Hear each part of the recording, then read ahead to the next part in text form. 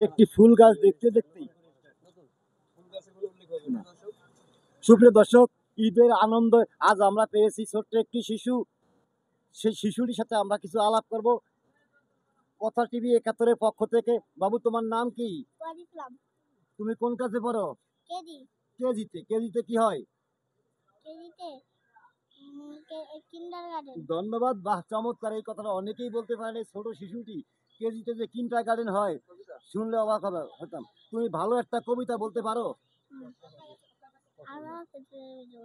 বলো। আদা গাছে দুটা পাখি, নিম গাছের মৌ, এত থাকি তবু কথা শুনে জানাবো।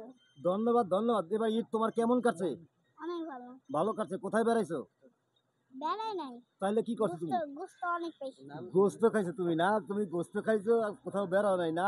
তোমাকে কেউ নিয়ে যায় নাই? এই যে দিক তাকাও, তোমাকে কেউ নিয়ে যায় নাই কোথাও? যাবো কই? ঈদের দিনে সবাই তো ওখানে গেল। সবাই ঈদে গেছে, তোমাকে নেয় নাই না? ধন্যবাদ। আমার ছোট্ট একটি শিশু ঈদ আনন্দের কথা শুনলাম, একটি কবিতা শুনলাম। অনেক সুন্দর বলতেছে। কয়দিনে? এক সপ্তাহ বলতে পারো? 7 দিনে 1 সপ্তাহ। নাম বলতে পারো? শনি রবি সোম বলতে পারো? বলতে পারো?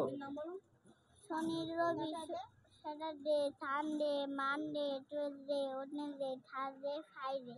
ধন্যবাদ। আমরা বাংলায় পারি না, ইংরেজিতে পারি। তার বাস্তব প্রমাণ। শিশুটাকে বাংলায় বলতে চাইলাম, সে 7 দিন নাম বলতে পারলো না। ঠিকই, সে ইংরেজিতে 7 দিন নাম বললো। এইভাবেই তো আমরা আমাদের বাংলাকে হারিয়ে ছোট শিশুর মাধ্যমে আমরা এখন ইংরেজি দিকে ধাবিত হয়েছি। বাবা, তোমাকে অনেক অনেক ধন্যবাদ ঈদ উপলক্ষে।